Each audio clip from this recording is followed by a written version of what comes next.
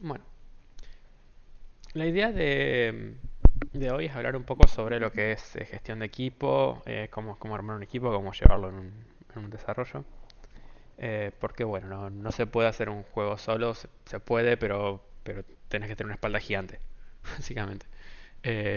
Si de por sí es fácil irse de scope, si no tenés un equipo, se vuelve casi imposible no irse de scope.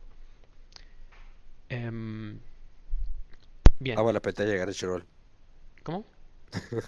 Amo las pestañas de Crunchyroll. Así lo mismo que yo. ¿Dónde Ah. estamos? Acá, F11, listo. Genial. Abrís 40 animes y después no mirás ni uno.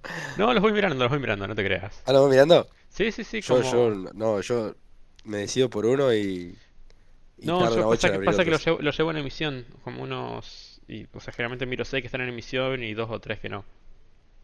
Ah, no, no, yo no puedo mirar. Yo espero que termine y después me los miro. Porque si Claro. no, me pierdo. No, pasa que si es por dedicarles mucho, no les dedico, entonces es mejor como ver 20 minutos un Claro, día y listo. sí, Am, sí, sí. Bueno, sigamos. sí, bueno, pero volviendo a esto. Em, es muy común, en especial cuando empezás a formar un juego y el juego como que se vuelve eterno, no se vende nunca, o que está todo el mundo intentando como dedicarle tiempo, pero no, eh, no le puede dedicar todo el mundo al mismo tiempo, no todo el mundo tiene la misma demanda, etcétera. Que hayan ciertos conflictos en la gestión de equipo, que hayan ciertos problemas de gestión, que se manejen mal los tiempos, que se manejen mal las proyecciones, que no se sepa cuándo decir, bueno, hasta acá y cortamos con un nuevo proyecto, que no se sepa en qué momento agregar cada uno de los roles, o sea, porque no todos los roles empiezan en la misma etapa de desarrollo de un juego. Em, es común que se generen conflictos internos dentro del equipo a largo plazo, frustraciones o la gente como pierde las ganas, la motivación. En particular acá en Argentina, que no es tan fácil vender un juego.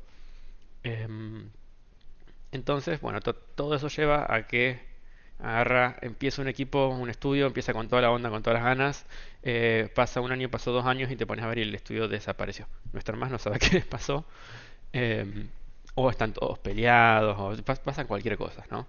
Y eso es un poco existen herramientas para evitar eso, digamos, y hay formas de gestionarlo y hay formas de llevarlo bien, pero es un soft skill que son muy complicados de desarrollar. em, y nada, una mala gestión de equipo es lo que lleva a un equipo a la muerte, en especial en etapas tempranas. Por ahí cuando ya tenés un circuito más armado con eh, una empresa que está generando plata, entonces, bueno, es más sencillo en ese sentido mantener las motivaciones cuando son económicas, pero cuando no, es muy importante la parte de gestión de equipo, ¿no? Y muy difícil, porque, de nuevo, las motivaciones no están en lo económico y eso hace muy complicado el mantener un equipo motivado, bien distribuido, etcétera. Em, bueno, esto de acá es una slide que acabo de generar con Gamma. Ni yo sé qué va a haber acá, más o menos lo vi por arriba, pero bueno, vamos a ir viendo qué sale. Em, también entiendo que los chicos, excepto por Servo, los otros cuatro en la llamada tienen su estudio que están empezando, que tiene ya como un año, ¿no? Sí, sí, más o menos ya llevo un año y medio, creo.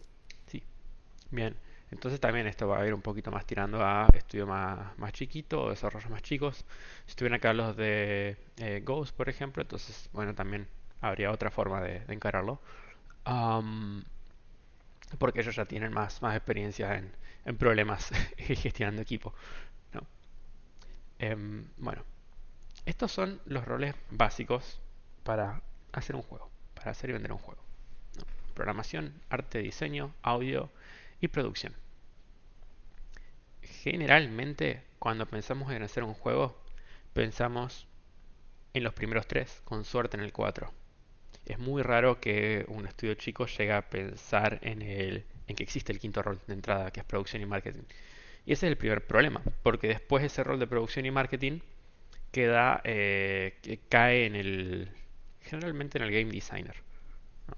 ¿Por qué en el game designer? A veces puede ser en el artista, pero generalmente va a ser en el game designer, porque es el primero que se desocupa, ¿no? Es el primero que se bloquea porque tiene un montón de ideas y agarra un montón de documentos, mecánicas para implementar, pero en arte todavía los están armando, en programación todavía están arreglando errores básicos de la funcionalidad core del juego.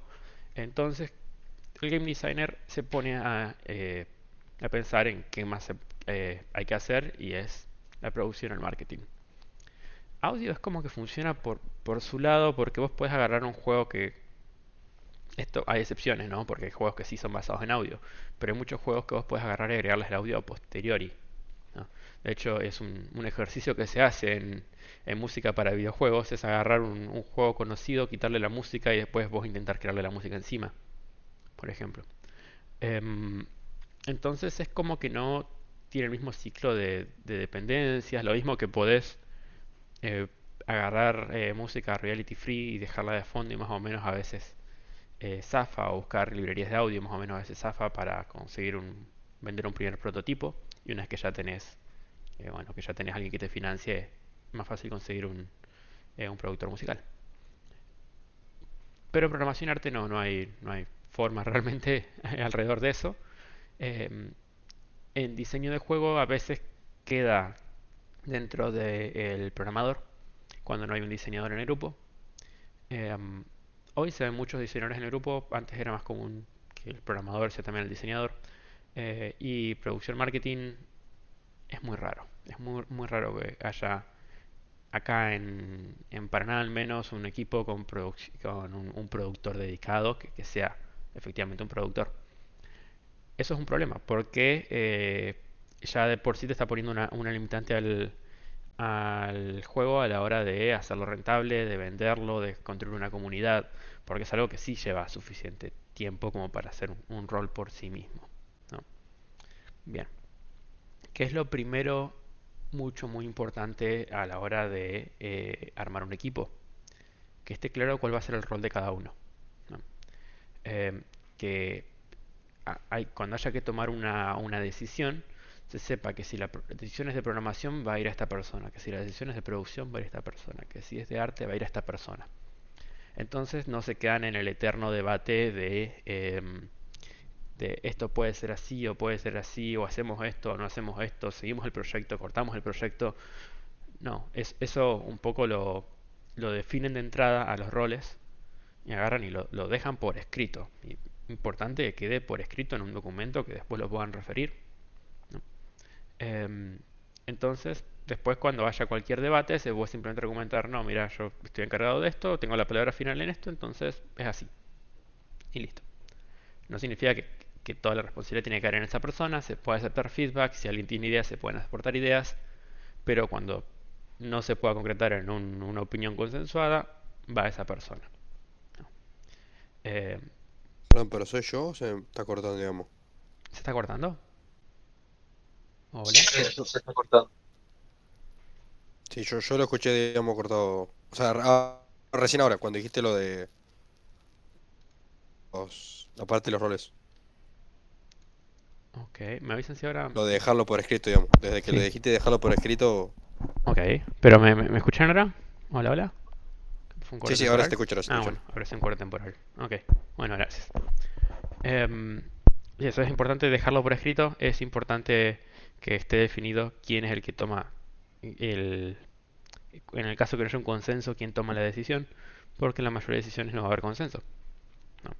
Em, lo mismo, acá uno que está faltando es el manager, ¿no? Que es el manager? Es el que va a estar empujando a cada uno diciéndole, eh, asegurándose de que cada uno sepa en qué estado está del proyecto y cómo está recuerdo de las planificaciones o las planeaciones que está haciendo. Em, ¿Qué quiere decir eso? Vos hiciste un estimado de entrada de que para el segundo mes de desarrollo ibas a tener listas las cuatro mecánicas core del juego. Y llevas 2 meses de desarrollo y tenés que checar con el programador y ver en qué estado está. Y que te dé un estado honesto de en qué estado está las mecánicas core del juego. Y entonces ahí haces un chequeo si ya están pulidas, si están en el estado que se esperaba o no.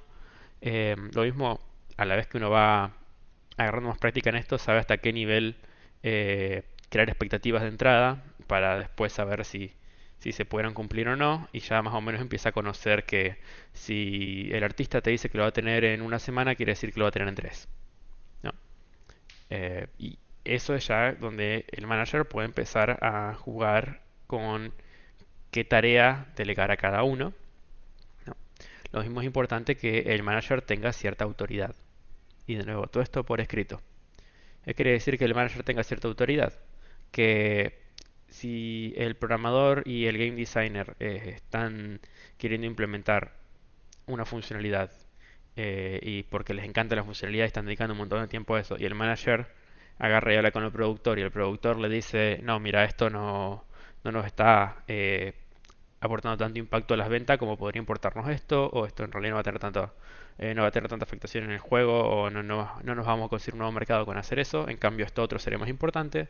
Entonces es donde el manager agarra y le dice, bueno, no, a eso lo dejan shelved, se dice en inglés, no sé cómo será en castellano, pero lo dejan guardado. Cuando haya algún tiempo, una mejora posterior del juego, algo para refinar a futuro, no hace falta que lo tiren completamente, lo dejan en una rama aparte en Git, crean un documento explicando la idea cuál era y lo dejan ahí escrito, y siguiente, y se lo olvidan. Y no es que siguen por su lado pensando o en su tiempo libre intentando meter esta nueva funcionalidad. Si el manager dijo que no, no se hace. ¿No? Em, lo mismo, el artista está tardando mucho tiempo en generar arte, entonces terminas tirando seis de las artes importantes del juego y le decís, no, enfócate en las dos principales y listo. Y tenía empezado el trabajo en el otro que le gustaba más hacer las otras, no importa. Si el manager dijo eso, se hace eso.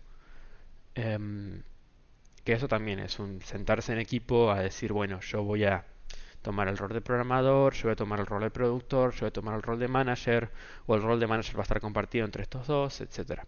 Y en el caso de roles compartidos es importante saber quién es el que tiene el voto final. ¿No?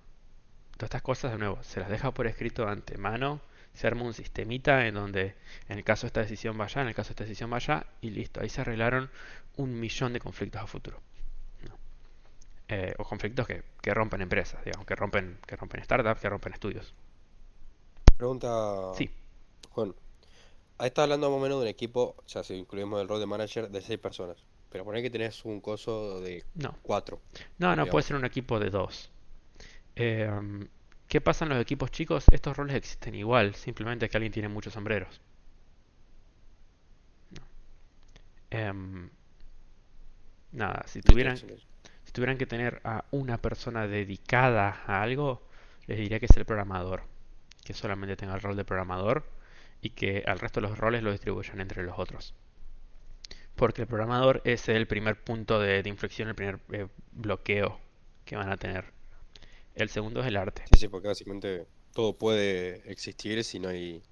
O sea, si todo pueden tipo estar en ideas, si no hay nada que lo plantee físico, digamos, no Sí, sirve. en realidad podrías empezar por la programación o podrías empezar por el arte, según como lo veas desde el punto de vista de los bloqueos.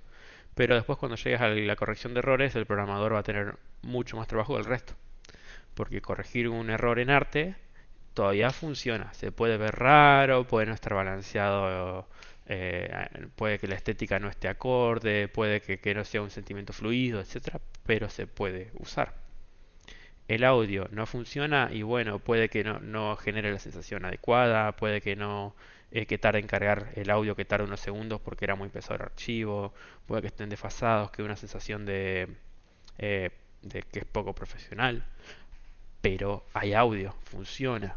Y en el peor de los casos se lo mutea y se reemplaza con otro o se busca otra parte y listo. En el caso de la programación no funciona, no te funciona el juego. Ese es el mayor inconveniente. Entonces por eso incluso si no es el bloqueo inicial, una vez que empiezan a aparecer los errores, empieza a tener más carga. Por eso al programador lo mejor sería dejarlo solo y a los otros cinco roles distribuirlos entre el resto de los miembros del equipo, de ser posible. Em, que ahí de nuevo no va a haber en todos los equipos alguien que sepa de producción o que sepa de management o que sepa de audio. Y bueno, se asigna a cada uno a investigar y estudiar el tema o consiguen a alguien, se ponen como misión personal conseguir a alguien más en el grupo o buscan opciones para tercerizarlo. ¿No? Cosas como el audio se pueden tercerizar, cosas como el marketing se pueden tercerizar. Entonces no hace falta que el rol sea interno al equipo. Pero sí hace falta contemplar que el rol existe y lo van a necesitar y pensar en cómo lo van a resolver esa necesidad del rol. Ok, Ah, ok. Otra Em, recomendación, que el productor y el manager no sean la misma persona. Porque van a tener visiones muy sesgadas cada uno del producto. El manager va a estar pensando mucho en qué es lo que se llega a hacer, en llegar con los tiempos, y puede que termine muy sesgado a querer hacer funcionalidades que no tengan tanto impacto. Ahí es cuando entra el productor a ver lo que está haciendo el manager y le dice, mira, esto es en lo que estás trabajando acá, en realidad no es tan importante como esto otro que tenés tres pasos más adelante, ¿no? Por eso está bueno que el productor y el pero manager sean separados. hay algo que no entiendo. El productor, digamos, es el que gestiona el proyecto. Y el manager, tipo, no hace lo mismo, digamos. Sí, de nuevo, esto está generado por IA. No, em, no, ese gestión del proyecto no es correcto. El, el productor tendría que venir alguien que sepa de producción realmente a explicarles qué es un productor, porque tampoco lo tengo tan fino como para darle yo una buena definición de qué es un productor, ¿no? Como si tenemos el director de Kilabanis, es el Yo, productor de Kilabanis, ¿no? Y bueno, claro. ahí es el único productor que creo que tenemos en la zona. ¿Qué va a hacer el productor? O producción marketing en especial si se fusionan las dos áreas en uno solo, como está acá, va a ser el que esté pensando en cómo vender el juego. Va a ser el que esté pensando en cómo generar plata con el juego. Va a ser el que esté pensando en cómo conseguir usuarios con el juego. Esa es la prioridad. Entonces, va a estar pensando en cómo hacer un juego que le guste a los usuarios, cómo hacer un juego que le guste a las empresas que estén interesadas en comprar un juego o en publicitar un juego. Va a ser el que esté pensando en qué plataformas va a estar disponible el juego. Si el juego va a estar disponible para Steam, si va a estar disponible para Xbox, si va a estar disponible para el Apple Store. Eh, en si hay que hacerle publicidad por la televisión, si hay que hacerle publicidad por la Play Store, qué costos tienen. Eso es donde está la cabeza del productor. Es siempre pensando no tanto en cómo desarrollar el juego, sino en base a lo que es el juego, qué cambios puntuales aplicarle para que sea un juego exitoso. Yo te decía más que nada, o sea, lo decía más que nada porque yo solo en la cabeza de la carrera que estamos estudiando de producción de videojuegos. Y estoy, tipo, sí nos dan todo lo que vos decís del tema ¿cómo se llama esto? De la evaluación de presupuesto, el tema de cómo hacer que un juego se venda más y todo eso. Pero también nos enseñan la parte también de el gestionar el proyecto, el tema de repartir tareas y cosas así, digamos. Por eso me pareció raro. Capaz que tipo lo enseñan de otra forma, porque capaz que es una carrera, viste, compuesta, digamos, en una tecnicatura, en Sí, diseño y después la producción. Por eso capaz. sí. A ver, de nuevo, yo no he estado en ninguna empresa de videojuegos que tenga un buen productor, como para decir, tener una referencia de esto es lo que hace un buen productor o no. Em, pero en base a mi experiencia trabajando con equipos en software en general, el manager tiene un montón de otras preocupaciones, ¿no? Que yo no los pondría junto al productor. Pero yo personalmente, digamos, mi recomendación sería no ser la misma persona. Quizás que no, quizás que viene un productor y me dice, no, el productor es el manager, y bueno, sabrá más. Em, Claro, sí, sí, no sí, sé si, yo no estoy cuestionando, digamos, sí, más que sí, nada, sí, ok, el planteamiento que tengo. Pero sí, sí. sí. Em, ¿Iba a decir algo, clon? Pero, Lo voy intentando hablar. ¿me escuchan? Sí, No, no, me estaba pasando la computadora y se ve que se desmuteó, perdón. No, me iba a no hay contar. problema. Ahora Bien. tenés que comentar, digamos, lo que vos querías decir. Me acaba de decir para que No, están bueno, estudiando todo el producto. comento Sí, un poco. comenta, sí. Yo más o menos, no, el productor, en general el productor es el que tiene la plata, ¿no? Básicamente. No siempre, pero en general el productor es el que por ahí tiene la última palabra, porque es el que pone la plata y que por ahí conoce el mercado y sabe lo que quiere. Pero por Am, ahí van a eso los productores. no lo sé, no he sabido de un solo caso de que el productor sea el que tiene la plata. Claro, El los que publisher tienen la es el que plata tiene la son plata. los... Exacto, eso iba a decir. Sí. Los ¿Quién? pares, No, digamos que no. el productor es el que gestiona la plata, digamos, básicamente. Él te dice, esto para vos, esto para vos. Eso depende, en realidad sería como el tesorero, por decirte. Pero Bueno, pero depende. estás Claro, a bueno, cargo. sí. O sea, normalmente por lo que nos enseñan a nosotros, digamos, el hecho de tipo el que gestiona el ingreso económico de cada equipo, digamos, obviamente, si es un equipo más grande, obviamente va a tener un tesorero, pero en casos primarios, digamos, es el productor, el que distribuye, digamos, No, no, el ingreso, no digamos. diría que siempre es ese caso. El que distribuye la plata y va a quedar de nuevo cuando tienen que sentarse en el equipo a definir qué va a hacer cada uno y tienen que contemplar, bueno, tenemos plata, quién es el que la cobra y hace la transferencia a cada uno y en qué cuenta bancaria ingresa esa plata, ¿no? Y no siempre va a ser el productor, porque capaz que el programador tiene una cuenta en el exterior y te convenía que sea el programador. O capaz que confiabas más en el game designer que en todos los otros, porque era un buen tipo, ¿no? Em, Ah, claro, bueno, también tenés y razón, sí. sí, sí, en ese sentido, sí. Sí, así que eso ya va a depender en los equipos chicos, esto va a depender de cada equipo mucho. En los De equipos cada más persona, digamos. grandes va a ser un tesorero, no va a ser el productor. Eh, Así que no lo sé, ya dependerá de la experiencia pasada de cada uno, digamos, pero a rasgos generales podría ser cualquiera, el que gestione la plata, tranquilamente. Em, bueno, pero me acaba de decir que vale que están los cuatro estudiando producción de videojuegos, así que tienen algo más que agregar sobre producción, No, yo no estoy estudiando por las dudas, producción ¿no? de Ah, videojuegos. pensé que sí. No, no, yo nada que ver, no, no, no, No, no, los no, chicos no, que son de cosas son el Fergus y Hellshay. El clon no lo yo conozco todavía, soy, no tuve el por la placer. duda me llamo Paolo, soy programador, así, en Claro, realidad el ahora estoy Pablo hoy hoy más no de pudo ir. manager, estoy más de manager, pero sí, soy programador. Ah, copado. ¿Y estás trabajando de programación o de videojuegos o de algo? De programación en Java. Para una empresa acá. Sí, sí, para Sí. Argentina, sí, para una empresa argentina. Es increíble como dicen Java y yo ya lo puedo asociar a que es de Argentina porque si me dijeras Node es como de, bueno, puede ser acá, puede ser afuera. Es lo que hay. No, Bien. no, sí, sí. Igual hay bastante Java afuera también, hay bastante. Um, Por ahí sí salí de la parte hay bastante. startup, digamos. Si decís startup, es muy raro. Si Saliendo de decís startup, sí. saliendo de la parte de startup que contraten al exterior, hay más .NET y Node. Claro, Las bueno, empresas sí, de sí, Java, sí. ah, Claro, si sos argentino y claro. programás en Java y vivís en Argentina, bueno, claro. Claro, sí, porque las empresas que Igual hay manejan Java bastante, interno, igual hay bastante. sí, sí existen, existen. Lo mismo que para Salesforce existen un montón. Em, y pagan re bien, digamos. Simplemente que la mayoría de las empresas más fundadas de Java contratan gente de su propio país. Es raro que encuentres una Sí. empresa estadounidense de Java que haga búsqueda en el exterior. No, igual hay bastante, no, igual hay bastante las que no hay. Ok, Si buscás, digamos, más que nada Java, pero sí, bien. no, hay bastante. No, obviamente por ahí lo que pasa es que el que está trabajando en Java, digamos, hace un montón.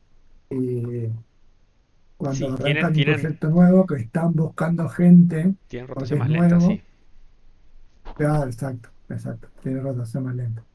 Si vos buscando un proyecto nuevo con lenguaje nuevo, están buscando cosas así. Pero Bien. sí, sí, no, no es que no haya. Bueno, vamos a ver qué hay en la siguiente diapositiva. Tenemos todo acaba de ser generado, así que me entero con ustedes, gente. Sí me deja. Ahí está. Em, bueno, acá se las debo, la verdad. Em, sí, esto igual tiene sentido lo que está diciendo. Intenta desglosar un poco los roles en que definir dentro del rol qué es lo que hace cada rol, pero a un nivel ya más fino. ¿Qué quiere decir esto? Hay herramientas que van a ser comunes a varios roles o que van a estar en un área gris donde decís esto lo hace esta persona o lo hace la otra. Bueno, cada uno en su área va a conocer cuáles son las herramientas con las que trabaja que están en un gris. y es el hacerse responsable cada uno de lo que le toca. En vez de decir, bueno, está en un gris, entonces se lo dejo al otro y que se encargue. Un ejemplo de esto, cuando trabajan en Unity, si quieren agregar audio, existe una librería que se llama Fmod. Y Fmod para agregar audio les va a permitir más control eh, a quien esté desarrollando el audio, al técnico de sonido, el título que tenga, existen mil títulos de audio, le va a permitir tener más controles de entorno para ir haciendo el juego con un feeling un poquito más ameno en base a la música, ¿no? ¿Qué pasa? Tenés que instalar Fmod en Unity, tenés que aprender cómo funciona Fmod en Unity y tenés que aprender a usarlo y mantenerlo. Y cada vez que tenés un audio nuevo, tenés que ponerte a configurarlo dentro de Unity. ¿Cuál es un error muy común? Que va a venir el técnico de sonido, quien esté creando el audio, va a hacer su exportado de o sea, su archivo, va a generarte un punto .wav. Si tenés suerte te va a generar un MPG o algún formato que sea más ameno para juegos, y se lo va a dar por WhatsApp, por Drive, si tenés suerte por Git, a el game designer o al programador. Y ahí no terminó el rol del audio. Porque si dentro del audio agarrás y querés ver cómo está el artista dice, el diseñador de audio dice, no, me gustaría que use Fmod porque te estuve leyendo que implementa esto. Bueno, no es tirárselo al programador y decir al programador de todas las tareas que tenés vos, ahora también tenés esta que es un poco de audio, pero como Unity lo tocas más vos que yo, entonces yo no voy a meter en ese terreno. Ahí lo que tendrá que hacer quien esté haciendo el audio es investigar Fmod, abrir Unity, si tiene alguna duda consultarla al equipo, si hay algo que le gustaría saber sobre cómo funciona Unity, bueno, hacer una sesión, una reunión virtual o presencial con el programador y que le explique cómo funciona, pero hacer él la implementación de Fmod, porque el programador ya tiene otras cosas asignadas. Acá también es importante el manager, porque el manager tiene que darse cuenta si quien está haciendo el audio le está tirando más carga al programador por atrás, por la puerta trasera, o le está dejando un montón de cosas para hacer a futuro que después va a tener que ver cómo resuelve, ¿no? Es muy fácil sobrecargar al programador en un juego. Em, entonces, nada, es no ser flojo y ver la responsabilidad de cada uno. Y de nuevo, todo esto tiene que estar hablado de antemano. Después de cada proyecto, lo ideal sería que se haya una reunión de, bueno, de good and the ugly, como sería lo que salió bien, lo que no salió bien, lo que generó problemas, cómo se lo mejora, etcétera. Si no, bueno, eventualmente la gente se cansa de tener que estar tomando las responsabilidades de otros, se generan conflictos en el equipo, se generan fricciones y eso al fin y al cabo lleva a que el equipo no funciona. Otros ejemplos de esto. El artista agarra, implementa eh, crea una imagen, agarra hace un montón de imágenes y se las deja en un drive compartido al programador para que el programador las agregue a Unity. El programador agarra, las agrega a Unity y se da cuenta que tenían todas dimensiones distintas, se da cuenta que habían algunas que no tenían una cantidad divisible por 4 de píxeles, que es muy importante en juegos para que se optimice eh, para que se optimice el tamaño y para poder hacer lo que se llama el mip mapping. Y bueno, hay un montón de razones por las que todas las imágenes tienen que ser divisibles por 4, tanto en horizontal como en vertical. Nada, pues la carga en Unity. Unity le dice todo esto porque tiene los warnings al costado que te dice esto tiene que estar así, así. Y tiene que agarrar, tener instalado Paint, tener instalado Adobe o cualquier herramienta que prefiera. No sé, Gisp creo que se llamaba la de Linux. Y, y es tiempo del programador, que debería ser tiempo del artista. No se limiten únicamente a la herramienta que tienen adelante. El artista se tiene que encargar de ver el arte implementado en el juego. El game designer se tiene que encargar de que la mecánica sea la mecánica que él pretendía de antemano en el juego. ¿Qué quiere decir eso? El game designer va a saber que genera modelos, que esos modelos van a necesitar algún fine tuning, van a necesitar algún ajuste de ciertos parámetros y le va a decir al programador que le deje esos parámetros visibles. Después el game designer va a ser el que tenga que entrar al motor de juego y ajustar esos parámetros y hacer el playtesting. Em, Después lo mismo, el programador va a ser el que tenga más experiencia en Git generalmente o tenga más conocimiento técnico para manejarlo a Git. Nada, el programador es el que tendría que estar encargado de toda la gestión de Git, de encargarse de que el artista, el diseñador, el quien hace el audio, tengan Git instalado en la computadora y si es lo que no entienden, ser un poco el soporte de IT el, dentro del equipo. Bien, esas colaboraciones es muy importante que quede claro de antemano que donde terminó el programa que estás usando no terminó tu rol. Tenés que dar ese pasito extra eh, para hacer que tu objetivo, que sea hacer arte, diseño, audio o programación, llegue a cumplirse, ¿no? Eh, si no, de nuevo, lo que estás haciendo, si no haces algo vos, es sobrecargar otro rol. Es así siempre, porque lo que hay que hacerlo de todas maneras. Eh, y acá, de nuevo, quien tenga el rol de manager tiene que estar muy atento a estas cosas. Tiene que estar muy atento a estas cosas y tiene que tener, como he mencionado, y el manager tiene que tener cierto nivel de autoridad.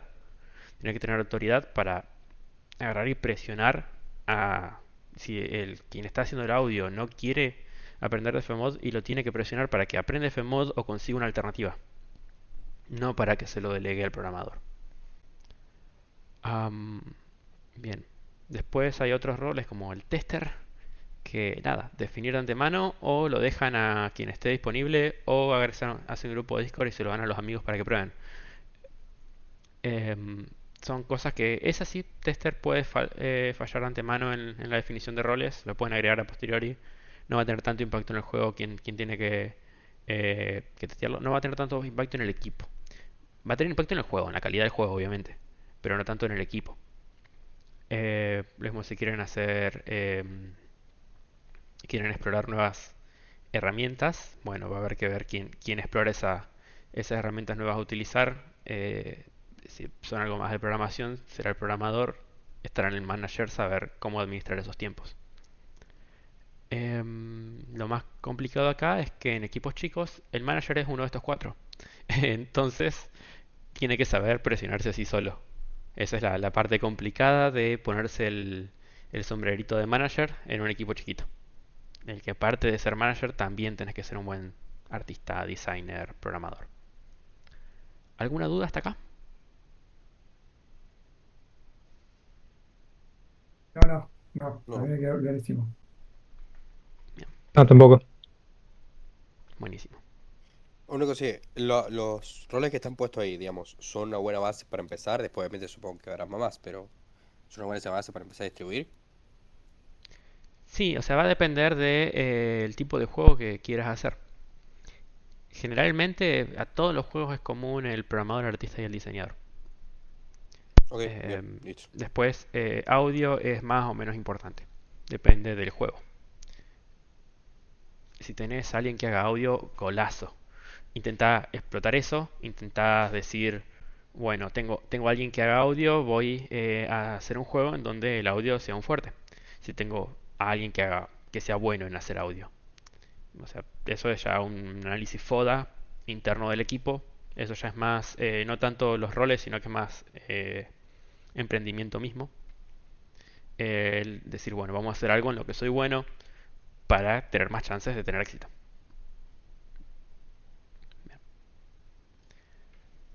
Ok, ok. Bueno, bueno. Esto es un poco más llevado al concreto, lo que estaba mencionando hoy. Se llaman acuerdos en castellano, me aprendí hace poquito.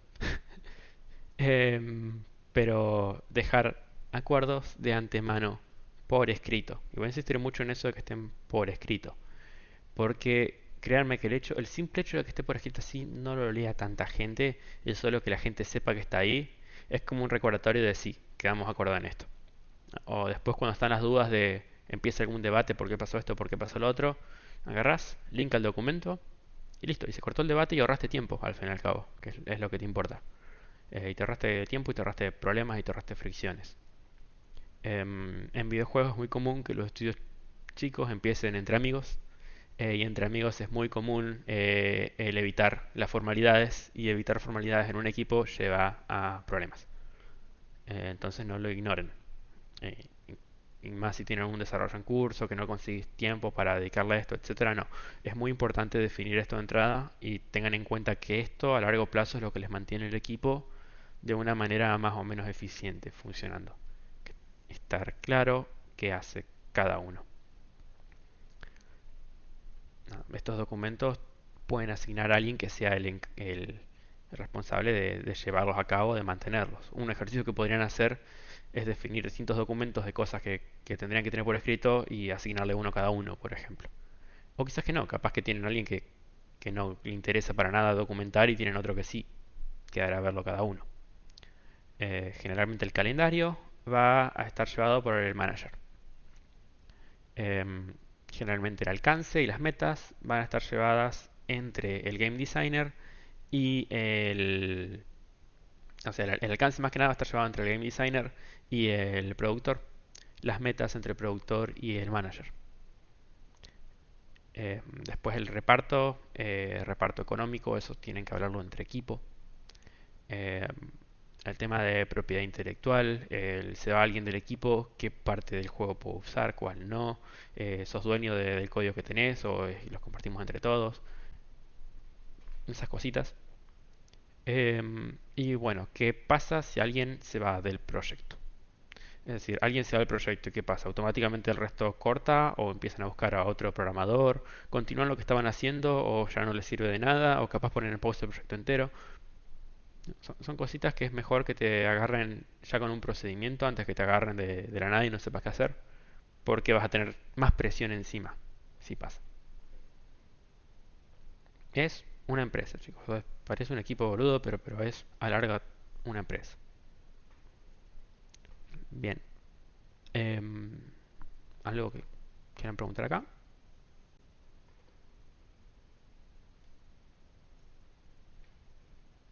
Mi manager diría son tres... Bueno, Ajá. No, no, justo, dale. perdón. Sí, sí, sí.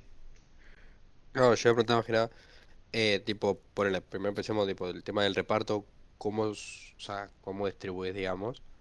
Eh, Uno, si no tenés, tipo, primero ingresos, en el sentido de, donde no sabes si van, tipo, van a empezar a ganar hoy, mañana, después de un año.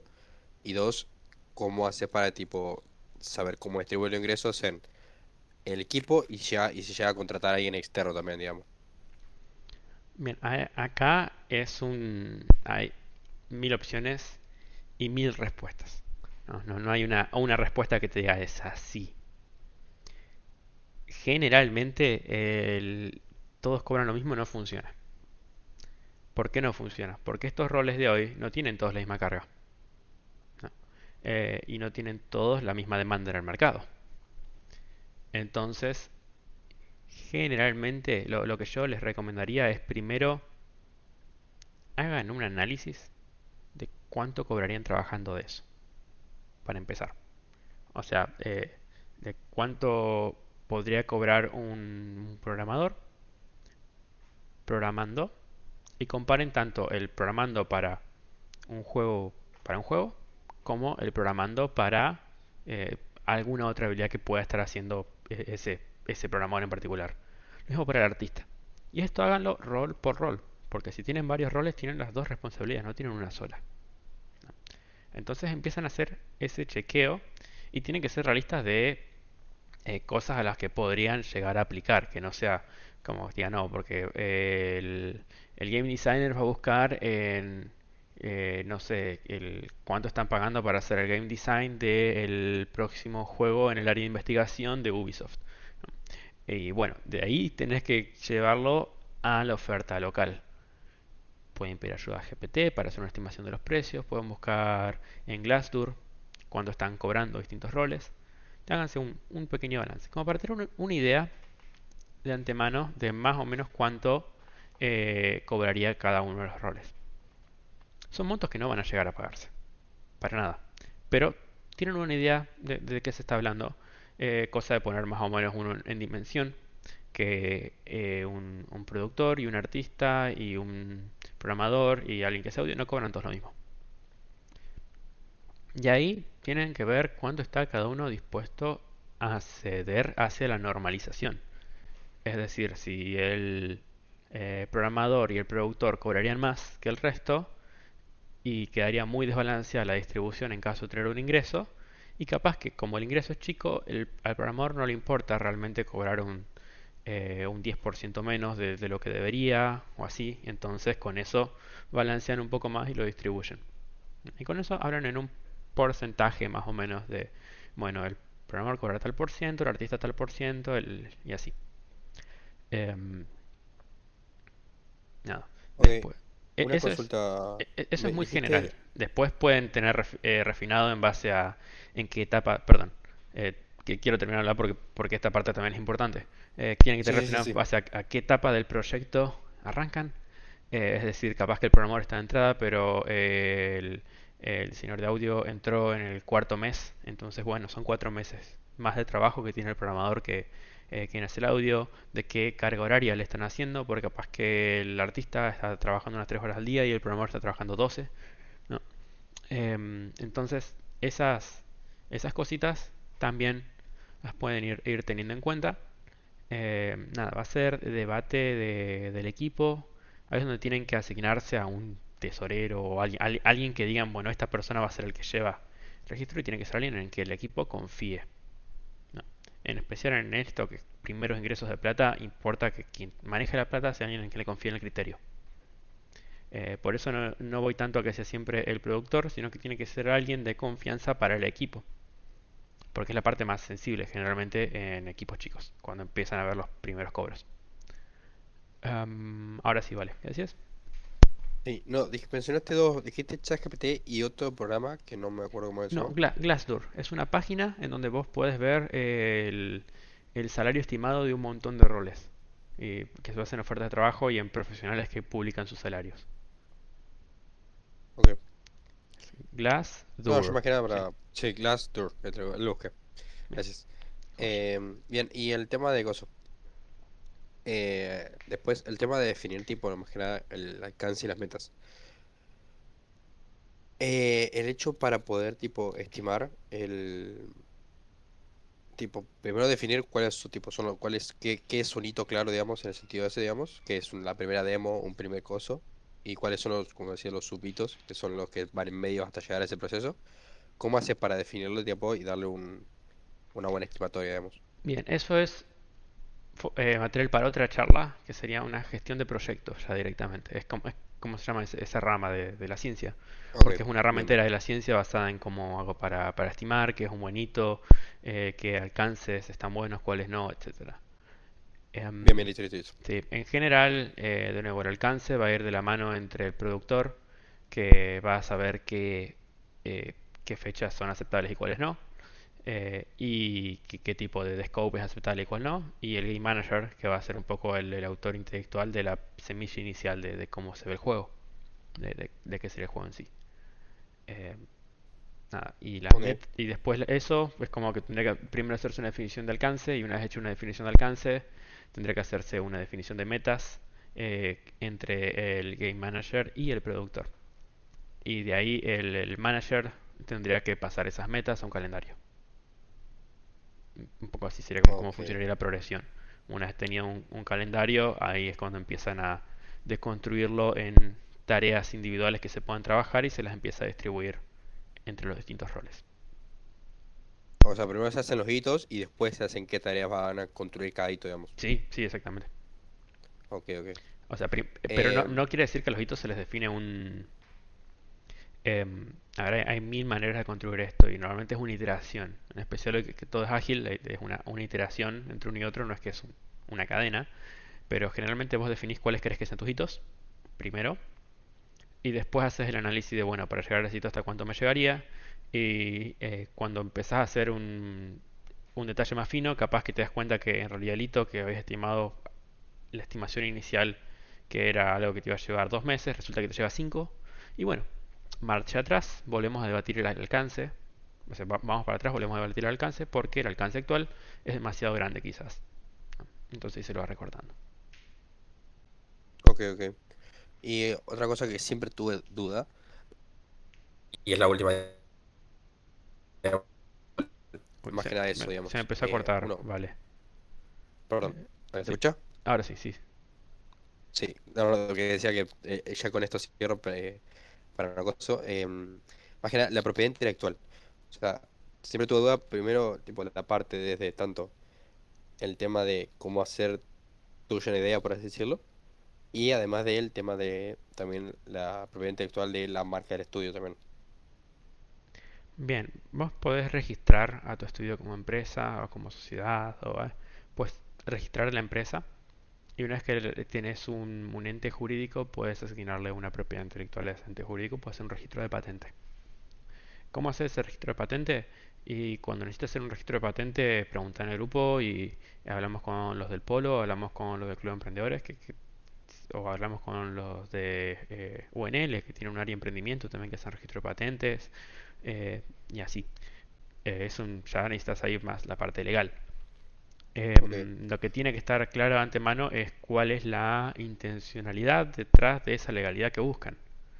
Es decir, que si después es una patente, que los conceptos en los que está armada esa patente sea algo en lo que el equipo esté de acuerdo. Eh, Como puede ser ¿cómo? capaz que, eh, no sé, el programador quiere quiere poder utilizar, o el músico quiere poder utilizar el, el código, la música que produjo para el juego como base para armar otro juego que no tiene nada que ver con la empresa, ¿no? Y bueno, ¿están de acuerdo con eso? ¿No están de acuerdo con eso? ¿Quedan en el contexto? No, porque eso después afecta a la patente. Eh, ¿Qué acuerdo de uso tiene tanto el autor de esa propiedad intelectual? Porque no es lo mismo el autor que el dueño. Entonces, tanto qué uso tiene ese autor como el público en general. Capaz que tenían a alguien que estaba muy a favor del código abierto y quería realmente que el juego sea de código abierto, ¿no? Entonces, bueno, esas cositas son las que tienen que más o menos tener de acuerdo. Ok, sí o sí tenés que tipo hacer una entidad jurídica para hacer la matrícula. O sea, tenés que sí o sí declararte como empresa para hacer una matrícula, No, o se puede no, hacer una no. matrícula. No, puedes hacer una matrícula como individuo. El tema es que va a quedar a nombre de uno. No va a quedar a nombre de todos. Claro. O sea, Ok, vas a hacer, no sé, vos con tu quit, porque tenés que poner un quit. Y podés usar un nombre de fantasía, que es el nombre de la empresa. Pero en el papel va a estar a nombre de uno, que es el que tiene el quit. Y si no, claro. necesitas un quill de una empresa. Porque ese es tipo, si haces una entidad jurídica, digamos, el tema de los cobros y todo eso ya es. O sea, ya tenés que pagar, tipo, creo que como un Creo que es un interés y te mantenimiento. cobran. No, creo que es un mantenimiento anual únicamente. Tema de qué te cobran, hay hasta cierto monto en donde tenés un margen, pero ya estamos entrando en el detalle fino de Ah, sí, sí, legalidad de ya, cada ya lo sé. provincia, etcétera. Ahí podemos considerar a alguien que asesore en todo caso. Bien. Y cierro con esto de manera. Ya hablando de proyecto, digamos, como tal. O sea, tener una matrícula te avala todos los proyectos que estén vinculados a esa matrícula, digamos. O sea, pone que yo hago un juego, digamos, entonces yo tengo la matrícula de mi estudio, ese juego ya es de mi estudio. No, tenés que patentar cada juego por separado, si esa es tu pregunta. Ok, listo, bien, sí, sí, ¿Sí? perfecto. Bien. Al menos así entiendo yo la ley. De nuevo, no soy abogado. No, pero hasta donde entiendo tenés que hacer una patente de cada producto por separado. Bueno, venga. Ahora entramos en la parte del manager, ¿no? Y esto necesita mención especial porque no puedes hablar de gestión de equipo sin hablar de qué hace el manager, que es el que gestiona el equipo. Y es la parte menos entendida, capaz. No es magia, no es algo que está en el aire, es ciencia. Está definido, pues existen cosas que funcionan, cosas que no, se han probado, hay un montón de documentación, un montón de libros escritos al respecto, pero como es algo basado en gestión de personas y en soft skills, entonces es más complicado transmitirlo, o es más complicado llevarlo eh, a la práctica o replicarlo o testearlo o decir esto, validar si esto funciona o no. No es inmediato, no es obvio, pero sigue siendo un tipo de ciencia, ¿no? Importante definir si se van a comunicar por dónde, si van a tener documentación en dónde, si van a reportar errores en dónde. El que esté haciendo de QA o cuando por el grupo de Discord en donde publican su juego les reportan errores, ¿qué le hacen esos errores? Porque si los dejan en Discord se van a perder. Entonces, ¿dónde los traquean? Si tienen que definir una lista de herramientas, ¿qué usan? ¿Usan Jira? ¿Usan Trello? ¿Por dónde? Si tienen que crear la documentación para que se comuniquen el productor y el game designer, ¿dónde va a estar esa documentación? Que después puede usar el programador de referencia. Y de esa documentación, ¿qué esperan que agregue a esa documentación el programador? ¿Qué esperan que agregue el artista? Como dejar en claro qué documentación tiene que existir y dónde va a vivir. Eso es muy importante, porque capaz que el artista agarre y empieza de la nada, lo primero que hace es agarra y abre Photoshop. Cuando empieza un nuevo proyecto, agarra Photoshop y empieza a hacer unas pruebas de colores, buscar un diseño general que quiera que sea el juego, etcétera, y después empieza a crear un personaje. Bien, pero ahí falta un paso intermedio que es documentar la decisión de qué estilo de colores se va a seguir, qué tipo de arte se va a seguir, porque después capaz que en 6 7 meses se olvidó y el fondo le quedó totalmente distinto al personaje, ¿no? Em, o capaz que cambiaron de artista porque el artista se fue porque encontró un muy buen trabajo y tuvieron que venir otro artista y el otro artista no sabe qué había en la cabeza de ese artista. Entonces, por eso, documentar una base, no hace falta escribir demasiado. Pueden escribir ayudas con GPT, es buenísimo para eso, pero tengan en claro en dónde y qué documenta cada uno. Tengan en claro cómo se reporten los errores, tengan en claro cómo le asignan una tarea a alguien, cómo puedo ver si tal persona está cargada o no para pedir ayuda con algo. Eh, no, esa es la base. Otra parte importante es qué tipo de reuniones va a tener el equipo, rituales, es decir, eh, cuáles van a ser las reuniones periódicas que se van a mantener en el equipo y qué es lo que se busca lograr de cada uno. Definir objetivos de estas reuniones es la parte más importante, no solo definir la reunión, sino definir qué es lo que vamos a hacer en la reunión y para qué está ahí. Porque si no, terminan en una daily de 1 hora en donde están hablando de, no, que ayer se comió un locro, que estaba bueno, ah, mira, no sabía tanto. Y no, ahí tiene que venir el manager y decir, gente, para después de la daily. Y cortar ahí y seguir. La daily tiene que ser muy cortita, porque es una reunión que está todos los días y a todo el mundo le consume tiempo.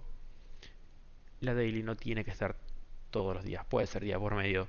Pueden definir un día, en mi caso, por ejemplo, en mi equipo, los miércoles no tenemos daily. Los miércoles es día sin reuniones y el miércoles entero no hay ni una sola reunión en toda la empresa. Nada.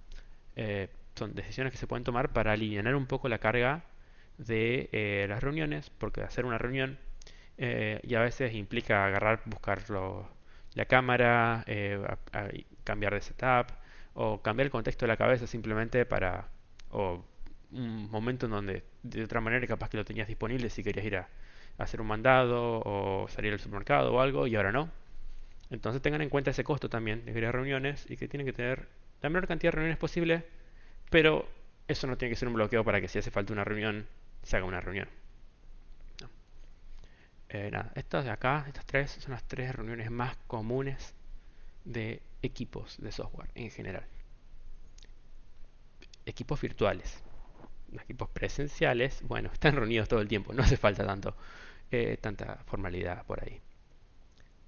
Y así todo, igual está bueno tener una retro, incluso si es presencial. ¿Qué es una retro? Es donde le dedican 1 hora a dejar por escrito, a hacer una tablita que digan esto salió bien, esto podría mejorar y estas son accionables que tenemos para hacer. Y ahí agarran todos los del equipo y todo el equipo tiene que agregar al menos una cosa que salió bien y una cosa que puede mejorar todos los meses. Y después, bueno, en base a las cosas para mejorar, se escriben las acciones a hacer. Y se debaten, alguien que generalmente el manager va a pasar una por una por las cosas que salen bien, por las cosas que hay que mejorar, y las debate. Ese formato les ayuda a estar haciendo que se detecten temprano cualquier frustración en el equipo y no se construyan a lo largo de años. Bien. ¿Alguna duda hasta acá? No, no. Bueno. Existen. Mi empresa usa una herramienta para retro. Cuando les busco el link y se los paso porque está buena, ya te arma la tablita de antemano y deja que todos entren y dejen de manera anónima escrito cada una de las cosas. Porque esa es otra. Generalmente en la retro querés que de alguna manera se pueda hacer feedback anónimo porque capaz que alguien no quiere quemarse. Bien. ¿Habrán escuchado hablar de Scrum? Supongo. En algún momento. Eh, no es la única alternativa. Scrum incluso puede ser complejo en algunos desarrollos. Existe Kanban también. Deberían usar Scrum, deberían usar Kanban. Van cada equipo, pruébenlo. Prueben uno, prueben el otro. Hagan un chequeo en la retro de me gustó más por esto o me gustó menos por esto. Cada uno tiene sus fortalezas y sus debilidades. A veces se combinan también. Se combinan.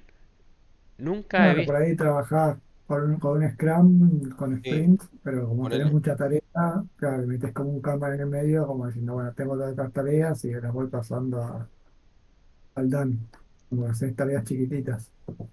¿Y Sí, pero sí, por qué no agregarías justo. esas tareas en el Scrum? No sé, yo tipo, justo te iba a decir, digamos, de que los chicos estos de Estados Unidos me dijeron, digamos, que usan el Scrum, pero también lo combinan con Kanban. No sé cómo hacen, pero, o sea, me han informado, digamos, en la reunión, pero sí, sí, o sea, sé que de pata hay gente que también lo combina. No Sí. sé cómo hacen. Generalmente cuando se hace Claro, eso es porque son boards distintos. ¿Qué es un board? Es donde agarro y gestiono la organización de una cosa en particular o que va para un público objetivo en particular. Generalmente lo que va a pasar en equipos más grandes o más organizados es que el equipo de desarrollo se esté manejando con Scrum, pero el equipo de producto se esté manejando por Kanban. ¿Por qué? Porque en Kanban puedes llevar mejor control de tareas que duran más en el tiempo, como pueden ser las iniciativas que pueden involucrar algo que te tarde 2 o 3, 4 sprints en hacer, ¿no? Y en eso Kanban tiene una mejor visibilidad. Pero Scrum lo que tiene es que te avisa rápido si las cosas están tardando demasiado. Esa es la ventaja del Scrum. En cambio, en Kanban te puede pasar tranquilamente que se te queden tareas perdidas en un limbo por siempre. En general, si tenés demasiadas tareas, como mencionaba Clon, va a haber un problema en el manager. Porque existe un context window, existe eh, un límite de cuántas tareas distintas puedes tener en la cabeza a la vez. Generalmente varía entre 2 y 4 según persona, pero más de 2 a 4 cosas a la vez en la cabeza no vas a poder estar desarrollando y una va a quedarte ahí dando vueltas o va a ser ineficiente ese manejo del tiempo. Entonces hay un límite de qué tantas tareas podrías tener en simultáneo y por lo tanto hay un límite de qué tantas tareas podrías trabajar en un sprint, por ejemplo. Em, Se genera agotamiento, sino agotamiento cognitivo se llama. Es lo que ocurre cuando estás en demasiadas cosas a la vez. Es el dicho de que mucho abarca poco aprieta. Está estudiado, digamos, pasa eso. Bien, ¿algo que quieran agregar? Sí, hay algo que no entendí. El Scrum, digamos. ¿Cuántas límites? Yo sé que tipo está en la Scrum List, en la cual tipo están. Va, está la Owner List, en la cual están tipo todas las tareas generales. Y después está la Scrum List. Y después está la Sprint. El Sprint. ¿Cuál es el número máximo, digamos, que tipo ponerle si hacer una sprint de una semana? De tareas que puede tener una persona, digamos. Y va a depender del sistema de puntaje que uses para cada tarea y de qué compenda cada tarea, ¿no? Por ejemplo, en mi equipo usamos un sistema Fibonacci, se llama, en donde todas las tareas tienen asignado un puntaje de la escala de Fibonacci. Es decir, tenés 1, 2, 3, 5, 8, 13. Decimos que un 13 le lleva un sprint entero a un senior, que un 8 que lleva un sprint entero a un junior o un semi-senior, que un 5 depende del riesgo que tenga, te podría llevar un sprint a un semi-senior o un junior, o podría ser que tenga tiempo para un uno o para un 2. Y después los 3 por ejemplo, podrías combinar unos hasta 3. O podrías tener 2 3 y un 5 si fuera un senior. Y así vas manejando, digamos. Pero fíjate que siempre estoy hablando de cuando las tareas me puntean más de 3 puntos en este sistema, no asigno más de 3 a una misma persona en el sprint entero. Y estamos manejando sprint de 2 semanas, no de uno. Entonces eso, tengan en cuenta que cuantas más tareas busquen asignar a una persona, más riesgo tienen de que las tareas no se completen y hagan rollover, que es decir, pasen al sprint siguiente. Y eso les afecta la planeación a largo plazo y hace que empiecen a cascadear un montón de fechas límite. Entonces, para mantener las fechas límite bien a rajatabla, lo mejor es trabajar con pocas tareas. Y si les quedó tiempo de sobra, perfecto, es lo mejor que les pueden pasar, porque significa que la estimación se adelantó. En ese caso agarran las próximas tareas del siguiente sprint y después si les quedan por 2 sprints consistentemente tiempo de sobra, entonces pueden pensar en agregar una tarea más. Pero de entrada les diría 3. 3 tareas por sprint por persona. Ok, ok. Em, ¿Algo que quieran agregar sobre esto? No, hay un poquito, bueno, si quería agregar un poco. Sí. En realidad, sí, es como que los equipos van madurando, vos, de acuerdo a lo que le vas poniendo las tareas, nosotros también a veces usamos el poker planning. Vos tenés un montón de tareas y cada persona por ahí le pone su puntaje. Si vos te salís, también usamos Fibonacci. Si te salís de ese número para abajo o para arriba, por ahí preguntás por qué. Hay alguno que por ahí vio algo que otras personas no vieron. Entonces, en eso se van por ahí encauzando los puntos de todo. Llega un momento que llega a tu equipo el puntaje ideal que empieza que pueden sacar en un sprint.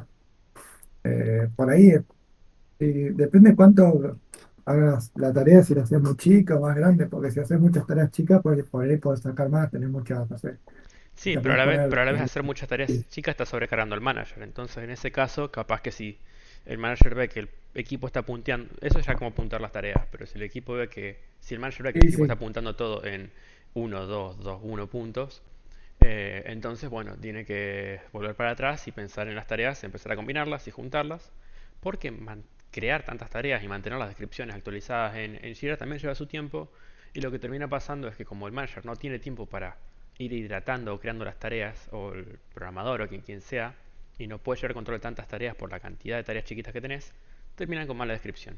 Y cuando termina con mala descripción la tarea es peor, porque ahí ya estás de nuevo agregando riesgo a la tarea. Y cuando agregas riesgo a la tarea, eso te puede comprometer la estimación. sí, sí, sí, totalmente. Sí. Pero sí, lo que mencionaba Clone es una de las formas más usadas de cómo estimar qué puntaje tiene una tarea, que es todo el equipo entra en una reunión, se le puede llamar hydration, refinement, decomposition, tiene varios nombres. Pero lo importante acá es que entran a alguna herramienta online de poker planning, en donde cada uno dice un número, pero no saben qué número dijo el otro. Y cuando están todos votaron, se revela y ahí se ve qué desviación hubo en la estimación de cada uno y cada uno justifica su respuesta. Generalmente, de nuevo, es algo que lleva un manager. A veces se dice, bueno, vamos a ver los extremos únicamente y justifica uno de los que punta más bajo, uno de los que punta más alto. A veces se busca que justifique uno representante de cada de los tipos de puntos que hayan, etcétera. En mi equipo decimos que hubo donuts, que nos ganamos una dona cada vez que todos apuntamos lo mismo. Somos 12, así que tiene su mérito. Bien. Em, Nada. Otra cosa, no sé si lo menciona más adelante.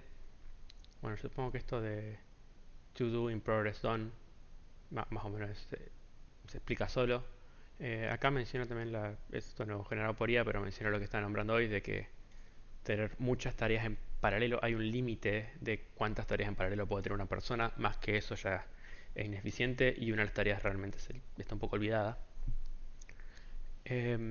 Y en cuanto al done, otra cosa que voy a ver si habla más adelante de... Acá capaz... No, bueno. Otra cosa importante del done es definir qué significa done. Porque puede tener muchas definiciones. Puede que done sea lo subí al repositorio, a la rama principal del repositorio de Git. Puede que done sea lo subí a la rama principal del repositorio de Git, pero antes lo pasé por review y hubo alguien más que lo avaló y vio que tenía sentido. Puede que done significa además le agregué tests. Aparte se lo pasé al game designer y el game designer hizo un playtest y validó que esto es efectivamente lo que buscaba que se implemente. O puede que tengan una distribución en Steam y done significa Steam se actualizó con el cambio en el juego. Nada, hay mil definiciones de done. Tienen que definir exactamente qué pasos son los mínimos que sí o sí tienen que estar y que una vez que los completen pueden agarrar cualquier tarea y decir esto está done. A veces van a tener que tener una definición de done para arte, una definición de done para código, etcétera.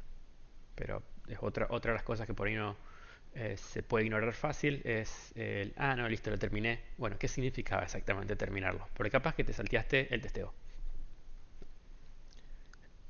Lo mismo, si quieren agregar más pasos en el medio de esto, pueden hacerlo. Bien, bueno, paso a la siguiente. Em, bueno, acá habla un poquito de lo que es cultura, de cultura de trabajo, cultura de equipo. Esto es un poco también el estándar. Es lo que llama un blameless culture. No es tan común en Argentina como en otros países, tengo que decirlo, pero sí existe. Existe y se usa y cuando empiezan a llegar a equipos más maduros o están en equipos que tienen más pulida la dinámica de trabajo, realmente se nota el cambio totalmente porque es como que ya no te sentís tan presionado o tan desgastado un poco mental, emocionalmente, por trabajar en el equipo. O no te sentís tan mal cuando, no sé, agarra algo y no funciona, cuando rompiste producción o cuando se, no sé, cuando hay un problema, básicamente. Y eso construye confianza a largo plazo. Entonces, está bueno porque la confianza te agiliza un montón de procesos. Si no hay confianza, lo que termina pasando en el medio es que en la comunicación entre las dos áreas o personas o individuos que no haya confianza, hay que definir un proceso para que cada uno pueda asegurarse de que el otro hizo lo que correspondía o no. Si hay confianza, se agiliza todo y va más rápido. Entonces está bueno pensar siempre en cómo construir confianza. Una forma de construir confianza es no tirarle el muerto a nadie. No. Es decir, agarró alguien y subió algo que generó un conflicto e hizo que el otro pierda 2 días de trabajo. Y bueno, no ir a matar a el que haya hecho el cambio, sino que basar de la premisa de que cada uno hace lo mejor que sabe, lo mejor que puede y busca avanzar en el proyecto, ¿no? Entonces ahí en ese caso se puede tomar como un proceso, como una acción, el generar documentación que explique cómo hacer para evitar eso. O definir un proceso que haría que no se pierda el trabajo. O definir una herramienta que haga que el trabajo se guarde automáticamente para que en el caso que se pierda pueda recuperarlo de alguna manera. Entonces atacar más al problema de lo que ocurrió y no tanto a la situación en concreto de pasó esto, pasó otro por esta persona, por la otra persona. No significa que no puedan darle crítica a alguien. Es un saber dar crítica y saber recibir crítica. La mejor manera de dar crítica es dársela al manager y que el manager se la a otra persona, a no ser que tengan mucha seguridad en sus habilidades interpersonales. Porque dar una crítica depende de cada persona, interpretarse para bien o para mal, y cuando empiezan a llegar a cierto nivel de manejo de equipos y manejo de personas y de habilidades blandas de comunicación, empiezan a darse cuenta de qué tipo de persona es cada una y cómo comunicarse y qué estilos de comunicación tiene cada persona. Entonces, si son una persona que no tiene tan pulido sus habilidades de comunicación y quieren dar una crítica, lo mejor es tercerizarlo en el caso de un manager y que el manager sea quien dé la crítica, sabiendo que el manager va a tener que ser una persona que sepa hablar con gente. En el caso de que haya hecho algo que agarraron, vieron y dijeron, qué bueno que está esto. Bueno, agarrar y publicar un mensaje de, che, esto está re bueno. Y eso sí publicarlo en un canal público, porque eso va a mantener motivado al equipo, que el otro agarre y te reconozca el mérito. ¿No? Eh, Esto se llama Blameless Culture, si lo quieren buscar en internet, existe de nuevo material al respecto de esto, existen libros enteros escritos, pero la base es esta, no busquen culpables, busquen soluciones. Em, no, alguna duda acá, algo que quieran agregar.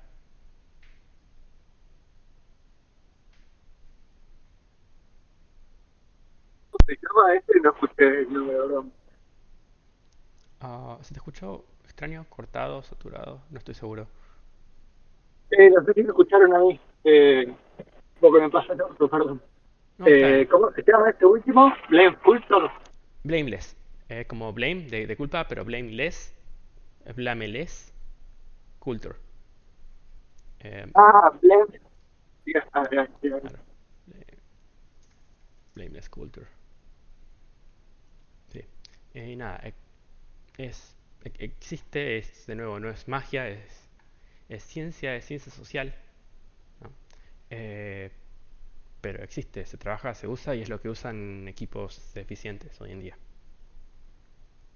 Y no, está bueno porque es como que hace que dejes de sentir tanta presión y construye confianza en el equipo, y la confianza en el equipo va a hacer que vaya más rápido. Bien. Bueno, ¿cómo estamos de tiempo? 1 hora y media. Ok. Sí, estamos bien, creo. Estamos. Bien. Esto, de nuevo, yo las diapositivas las estoy aprendiendo a medida que las veo porque no las vi mucho de antemano. Eh, sí, hay errores muy comunes. Estuve hablando de varios. Acá los otros que menciono están interesantes. Eh, Uno es este de Chat Zombie.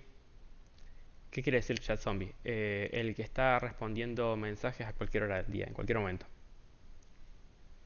Si justo no tenía nada, o está en el mood para hacerlo, o tenía ganas de charlar y vino al trabajo, o está en mood de trabajar y quiere trabajar de más horas, en especial en un entorno virtual, adelante, no le vas a decir que no. No. Em, a no ser que esté realmente trabajando un montón, en cuyo caso, de nuevo, el manager tiene que darse cuenta de esas cosas, agarrar, ver el historial de Git, que subió commits a la madrugada, y es como, no, descansa, pibe, porque no quiero que te me quemes, porque cuando te me quemas dejas de ser funcional por un mes entero, que es el manejo de burnout. Eso es otra cosa. Eso ya es más parte de management, y quien, de nuevo, cuando se asignan los roles, quien sea de manager, a estudiar. A estudiar qué es un manager y qué hace, porque hay muchas formas en las que puede fallar el equipo, puede fallar el proyecto, y nada, uno de los principales, ¿cómo serían? No es que sea el responsable, pero el fusible, diría, sino que el primero que va a tener el alcance para darse cuenta y la autoridad para accionar en eso va a ser el manager. Pero bueno, cuestión que con esto puedes evitar que estén respondiendo a cualquier hora, definir horas. Y esto no, puede ser una política de equipo, puede ser algo individual de cada uno. Definir de tal hora a tal hora bloqueo las notificaciones, ¿no? Es decir, yo trabajo hasta las 6 de la tarde, y de las 6 hasta las 7 de la mañana el celular no recibe más notificaciones de Discord del canal de trabajo. Y lo mismo, se hacen anuncios, decir que los anuncios van a ser únicamente en estas horas. Se puede dejar un canal en donde si tuvieras una emergencia podés llamarlo fuera de horario, pero tiene que ser muy situacional. O sea, 2 veces al año como mucho. ¿No? Así de situacional. Eh, Porque si no se vuelve pesado. Em, Bueno, el Rockstar desaparecido, esto en equipos chicos les va a pasar. Les va a pasar y por esto digo que dejan un mínimo documentado, pero si se les va a alguien, reemplazarlo no va a ser fácil. Porque se les va el programador y el programador va a ser el único que entienda cómo funcionaba todo el código. Será el artista va a ser el único que entienda cuál es la estética del juego. Em, Nada, eso es lo que se llama un rockstar.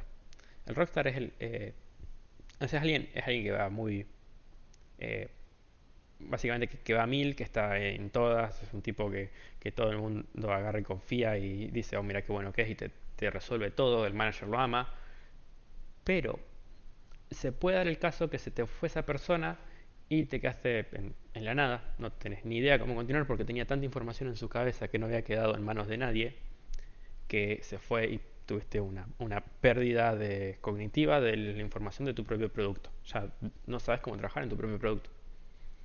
En el caso de juegos, podrías decir, bueno, hago otro juego. Es posible. En el caso de desarrollos de software de años es más complicado todavía. Pero si todo no está bueno, se puede mitigar em, haciendo que haya alguien que esté al tanto de lo que está haciendo o de alguna idea. No sé, que el game designer estaba interesado en la programación, entonces más o menos iba viendo acá tanto el código y tenía algunas conversaciones con el otro, entonces alguna idea tenía. em, o que el productor iba dejando los planes a largo plazo que tenía escrito en la documentación de Notion. Entonces si se va, agarra otro y más o menos sabe por dónde iba la idea de la cabeza del productor. Y así. Bueno, y el feature creep es cuando el scope crece y crece y crece y crece de manera indeterminada. Acá es de nuevo donde entra el productor que va a estar viendo en qué está trabajando el equipo. No hace falta que lo esté siguiendo uno por uno, tiene Gira y tiene al manager para preguntarle.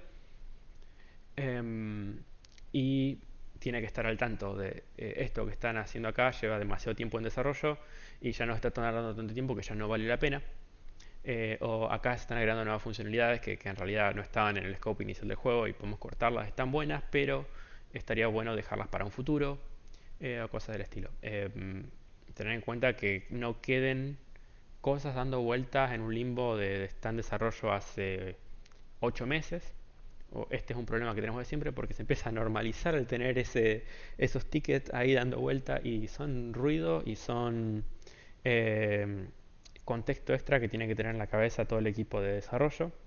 Y al fin y al cabo lo están frenando, eh, están haciendo menos eficiente el manejo de tareas dentro del equipo, están agarrando más cosas de las que podrían agarrar, porque eso está dando vueltas hace mucho tiempo y no lo agarró nadie.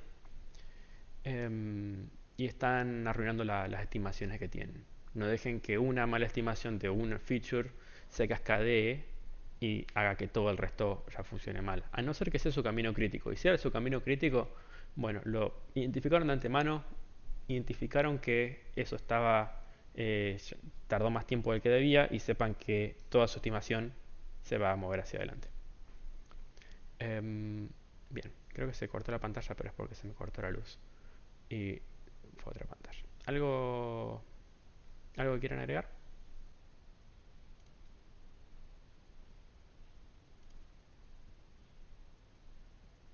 Oh, claro.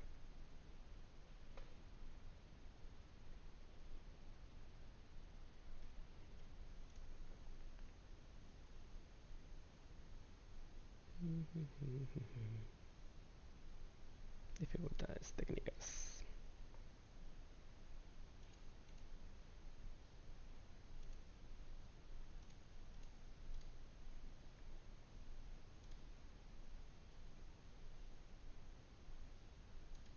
Es que las tareas, Ahí tipo no estamos. sé qué, y desapareció. Ahí estamos. Si no, no se cortó la luz, entonces ahora Ahí está está. conectado con la red Wi-Fi. Sí, ahora voy a chequear el Bueno, Juan. disyuntor que pasó, pero bueno, igual esa era la última idea por la que quería llegar. Estamos en hora y media, así que joya. Bien, ¿algo más que quieran agregar? ¿Es último?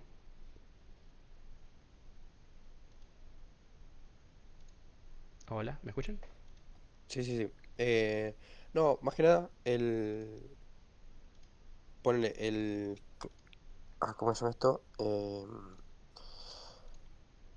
Lo de los horarios, ¿cómo haces para más o menos tipo regularizar los horarios si todos tienen horarios distintos, digamos? En ese sentido, digamos. O sea, pone que com- tenemos tipo hasta la facultad, hasta todo eso, digamos, y cómo haces para mantenerlos, digamos, a los horarios.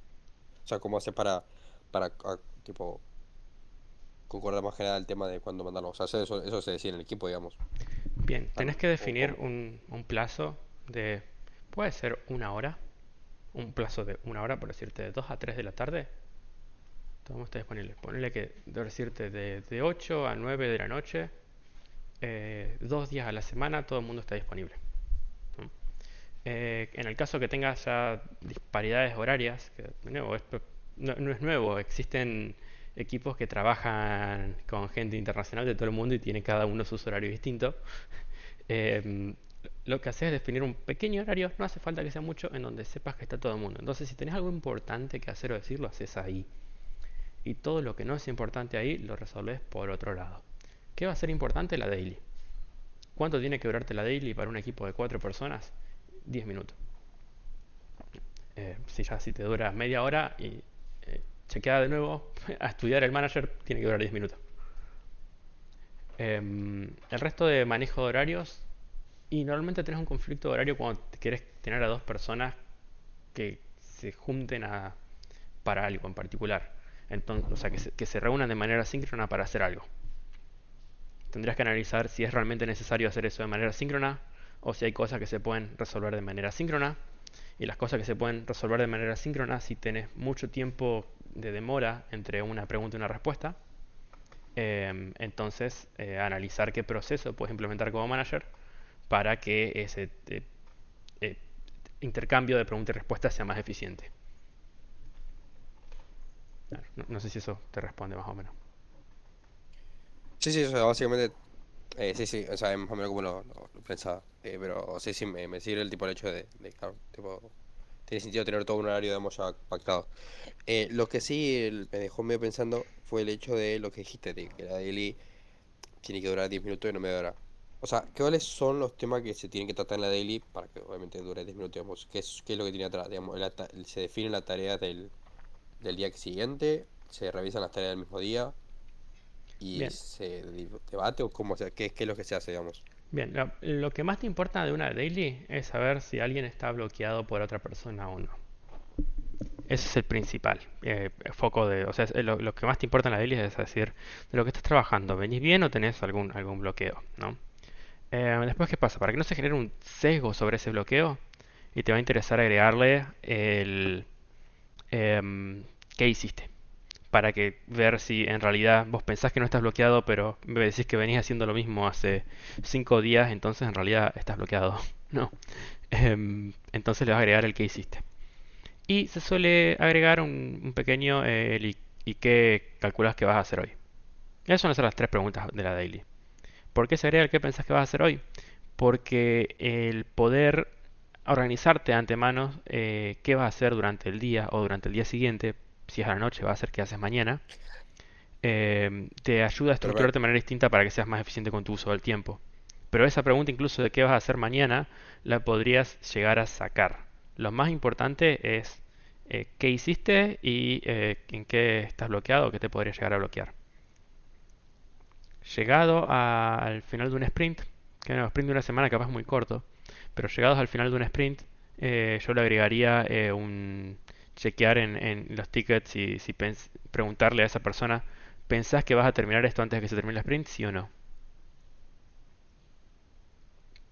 Uy, hola, ahí no. Hola, hola, hola.